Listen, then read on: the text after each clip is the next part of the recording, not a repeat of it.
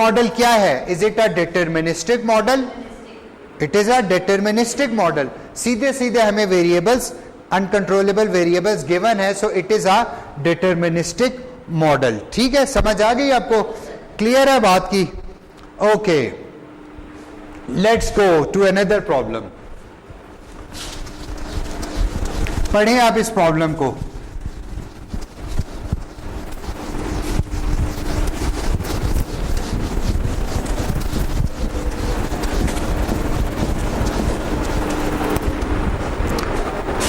Suppose we modify the production model in section 1. वही हमारा जो चल रहा है, एक ही प्रोडक्शन मॉडल है, वही अभी चल रहा है. To obtain the following mathematical model.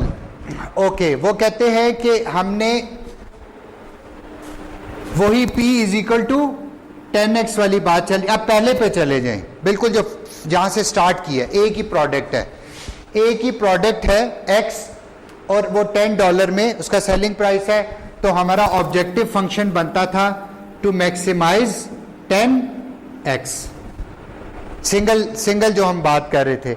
अब सब्जेक्ट टू उसके दो कंस्ट्रेंट्स हैं कि ax should be less than और equal to 40 and x should be greater than और इक्वल टू 0.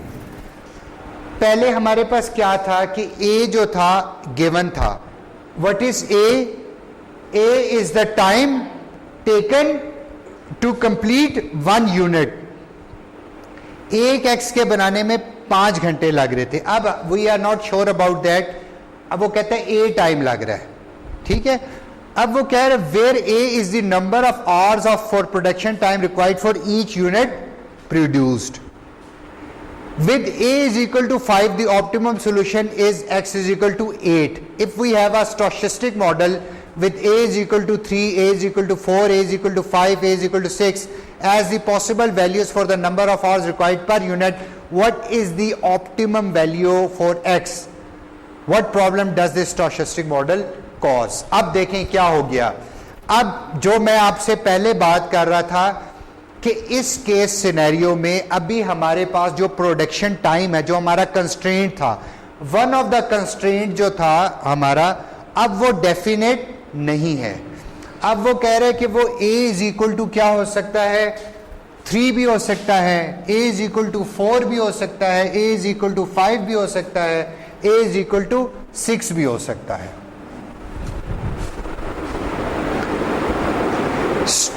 प्रोबेबिलिस्टिक मॉडल है. ओके, अब हम इसमें सारे केस सिनेरियोस को निकाल के देखते हैं. अब देखें, अब अगर a इज इक्वल टू 3 है तो हो जाएगा 3x लेस देन और equal to 40 for a is equal to 3. ये हो जाएगा. तो x क्या आ जाएगा? लेस देन और इक्वल टू 40 डिवाइडेड बाय 3 करें जरा.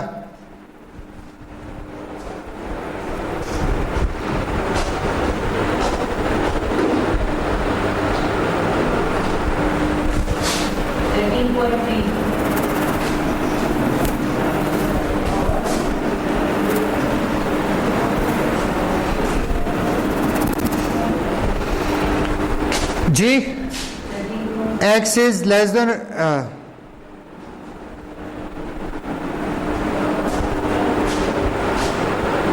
जी 13.33, बहुत सारे 3. Okay, x is equal to less than और इक्वल टू 13 इसका मतलब है कि अगर a की वैल्यू 3 है तो हम मैक्सिमम 13 प्रोडक्ट्स 13.33 प्रोडक्ट बना सकते हैं. तो बेसिकली 13 ही बना सकते हैं. 0.3 तो कंप्लीट नहीं है, उसको छोड़. अब अगर 13 बना सकेंगे तो उस केस में हमारा प्रॉफिट क्या होगा? 10 इंटू 13 130 हो जाएगा प्रॉफिट. ठीक है, अगर हम a को 4 बनाएंगे तो क्या होगा? 4x लेस देन और इक्वल टू 40, तो x क्या हो जाएगा? 10 हो जाएगा. तो प्रॉफिट हमारा क्या हो जाएगा? 10 इंटू 10 इंटू 10 $100 हो जाएगा। इस केस सिनेरियो में $100 है, इस केस सिनेरियो में $130 है, इस केस सिनेरियो में 5x <= 40।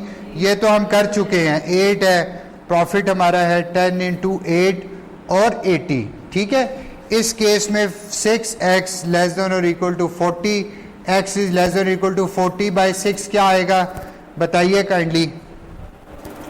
40 / 6 कीजिए, 6.66 आ जाएगा। तो हमारा प्रॉफिट आ जाएगा 10 × 6, $60 आ जाएगा, या मे बी 60 पॉइंट समथिंग, $66 आ जाएगा, what ever it is.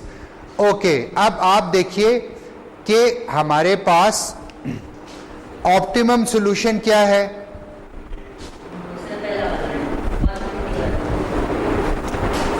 With A, the optimum solution is A. If we have okay, as a possible value, what is the optimal value of x? What problem does this caustic model cause? अब problem क्या cause कर रहा है कि हम accurate नहीं है अपने प्रॉफिट को डिफाइन करने में, हम एक्यूरेटली डिफाइन नहीं कर सकते। हम एक गैस दे सकते हैं, एक्यूरेटली इसको डिफाइन आ रही है समझ? मुश्किल तो नहीं हो रही है? आस्ता आस्ता मुश्किल की तरफ जाना शुरू कर दें फिर हम।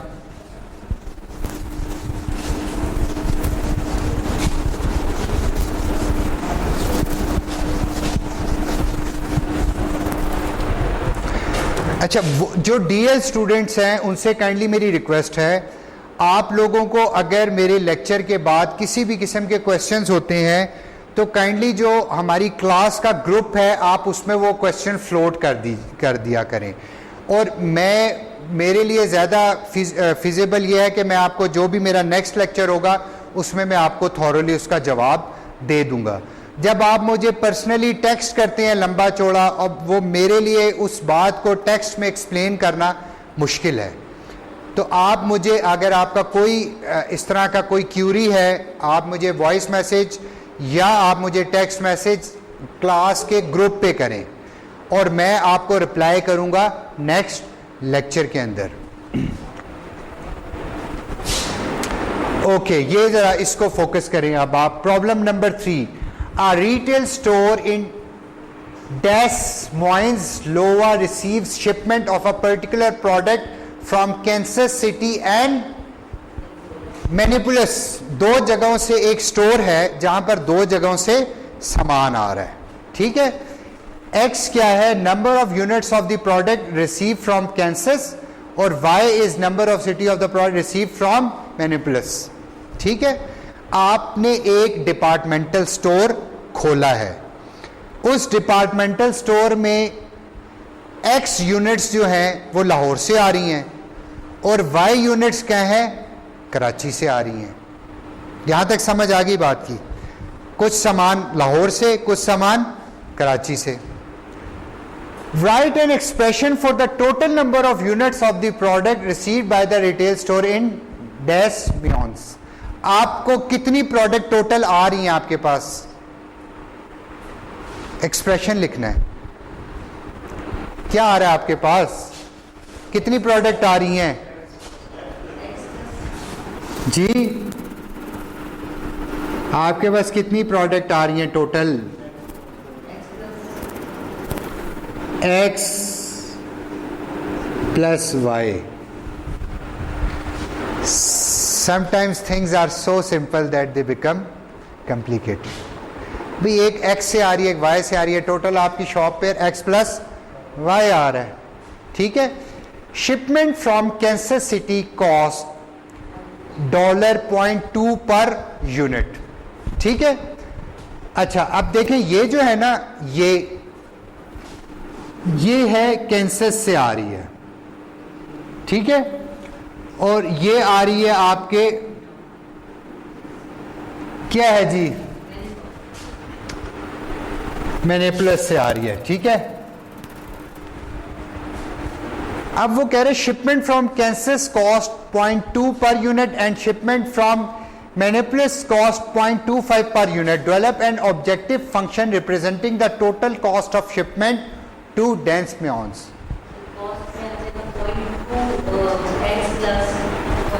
अब देखें क्या आप क्या कर रहे हैं, कॉस्ट। अब आपने अगेन आपने लेक्चर जिन्होंने अटेंड नहीं ना किया, हमने कॉस्ट तीन बातें देखी थी, एक कॉस्ट थी, एक रेवेन्यू था और एक प्रॉफिट था। एक चीज होती है कॉस्ट, एक होता है रेवेन्यू और एक प्रॉफिट, ठीक है। जब हम कॉस्ट की बात करते हैं तो हम इसको कॉस्ट लिखते हैं, अगर एक्स यूनिट्स की पे कॉस्ट आ रही है तो ये है कॉस्ट, ठीक है। जहाँ रेवेन्यू हम की बात करते हैं हम इसको ऐसे लिखते हैं, ठीक है। और प्रॉफिट आपका क्या होता है, रेवेन्यू माइनस कॉस्ट। और आपको इसके साथ साथ एक और कॉन्सेप्ट आपको ब्रेक इवन बताया था। ब्रेक इवन क्या होता है, break even is a point जहां आपका जो आपकी कॉस्ट लगी है आप उतना ही रेवेन्यू कमा लेते हो। Your cost is equal to your revenue. Break even में क्या होता है, your cost is equal to your revenue और at break even point your profit is zero, ठीक है ना। आपने एक $10 मिलियन इन्वेस्ट किए, वो क्या है, आपकी कॉस्ट है। $10 मिलियन आपके इन्वेस्ट हो गए तो $10 मिलियन आपकी क्या है, कॉस्ट है। अब $10 मिलियन आपने कमा लिए, वो क्या है, आपका रेवेन्यू है। जब आपने $10 मिलियन इन्वेस्ट किए और $10 मिलियन ही आपने अर्न किए, अब आप किस पॉइंट पे चले गए, ब्रेक इवन पे। जो इन्वेस्ट किया था वो चीज वापस आ गई, यानी कि जो आपका कॉस्ट था वो आपके रेवेन्यू के बराबर हो गया। जब कॉस्ट और रेवेन्यू बराबर हो जाते हैं at that point of time profit is zero. तो प्रॉफिट ब्रेक इवन पॉइंट के आगे से स्टार्ट होता है, ब्रेक इवन तक आपको कोई प्रॉफिट नहीं हो रहा। जब आप ब्रेक इवन को क्रॉस कर लेते हैं फिर आपको प्रॉफिट होता है। ओके अच्छा, अब वो कह रहा है कि शिपमेंट फ्रॉम पर यूनिट है और शिपमेंट फ्रॉम मैनिपुलस जो है वो point develop an objective function representing the total cost of shipment. देखें कॉस्ट ऑफ शिपमेंट क्या कॉस्ट है, दिस इज योर कॉस्ट। आपकी क्या है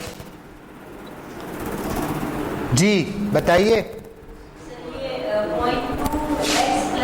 0.2x प्लस 0.25y।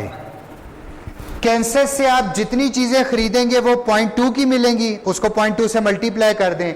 और मैनिपुलस से आप जितनी चीजें खरीदेंगे आपको 0.25 की, तो टोटल कॉस्ट आपकी कितनी बन जाएगी, इधर से जितनी चीजें ली हैं मल्टीप्लाइड पे 0.2, इधर से जितनी चीजें ली हैं मल्टीप्लाइड पे, ये आपकी बन जाएगी total cost.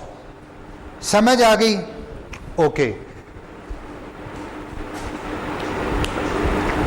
Assuming the monthly demand at the retail store is 5,000 units, develop a constraint that requires 5,000 units to be shipped to Des Moines। अच्छा, आपकी जो डिमांड है ना टोटल वो कितनी है, 5,000 यूनिट्स है।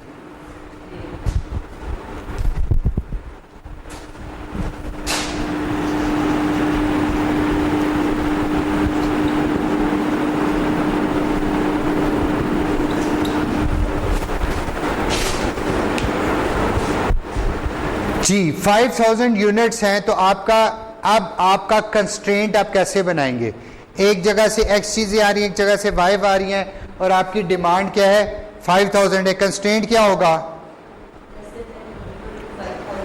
क्या चीज,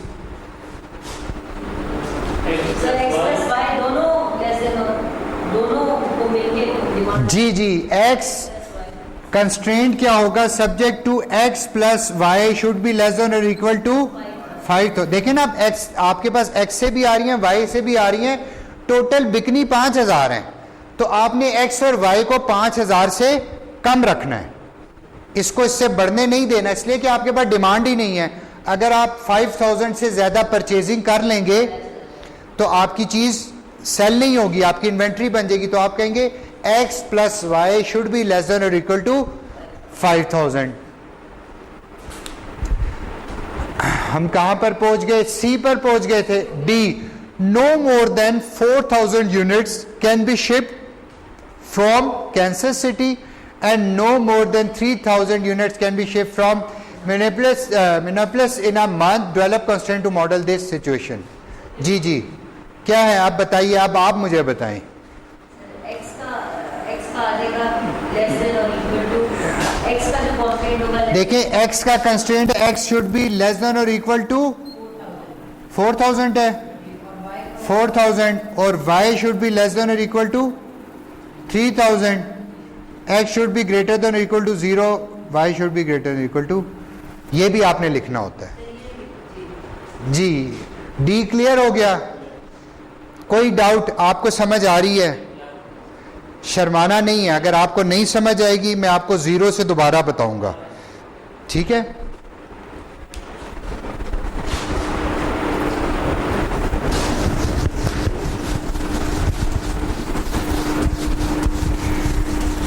इनको आप इसलिए समझ लें कि ये आपके एग्जाम्स में क्वेश्चन आएंगे और इतने सादे नहीं आएंगे जितना सादा सादा आप समझ रहे हैं, इसलिए. अच्छा, of course negative amounts can not be shift. Combine the objective function and the constraints develop to state a mathematical model for satisfying the demand. अच्छा, अब एट मिनिमम अब आपने अब इस पूरी चीज को समराइज कर देना है. पूरी चीज को समराइज कर देना है. ठीक है ना? तो पहले हमने ऑब्जेक्टिव फंक्शन क्या था हमारा? ऑब्जेक्टिव फंक्शन था, हमने देखें अब बात आ रही है कॉस्ट की. जब हाँ कॉस्ट को मिनिमम करना है, जब हम सेल कर रहे होते हैं तो हम कहते हैं मैक्सिमाइज करना है, कॉस्ट को मिनिमाइज करना है. हमारा ऑब्जेक्टिव फंक्शन क्या है? 0.2x plus 0.25y to minimize this. Objective function है subject to x plus y should be less than or equal to 5000, x should be less than or equal to 4000, y should be less than or equal to 3000, x should be greater than or equal to 0, y should be greater than or equal to, और तो कोई constraint नहीं था. तो this is your complete mathematical model. आपने objective function लिखना है, आपने कंस्ट्रेंट लिखने हैं. देखें आपको जो जो चीजें आनी चाहिए, बहुत सादे ये मॉडल हैं. जब ऑब्जेक्टिव फंक्शन आपको लिखने का कहेगा तो आपने देखना है कि ऑब्जेक्टिव फंक्शन कहां होगा. अगर वो आपको मोस्टली आपको ऑब्जेक्टिव फंक्शन प्रॉफिट का बताता है तो आपने देखना है कि क्या चीजें हम सेल कर रहे हैं और उसकी कितनी कितनी पर यूनिट प्राइस है, वो आपका ऑब्जेक्टिव फंक्शन होगा. कंस्ट्रेंट आपने बनाने हैं, ऑब्जेक्टिव फंक्शन बताना है और आपने उसका ब्रेक इवन एनालिसिस करना है. उसके लिए सॉल्व करना पड़ेगा वैल्यूज देके. जी जी, अभी वो मैं आपको करवाऊंगा. तो ब्रेक इवन एनालिसिस आप उसका करेंगे. We will have a 5 minutes break, उसके बाद मैं आपको आगे लेके चलता हूँ. ठीक है? सिर्फ जस्ट 5 मिनट्स ब्रेक. मैं क्योंकि बिल्कुल सीधा भागता भागता क्लास में आ गया था. अभी आप रोकेंगे 5 मिनट्स के बाद, हम सिर्फ 5 मिनट्स के बाद मैं आपको आगे स्टार्ट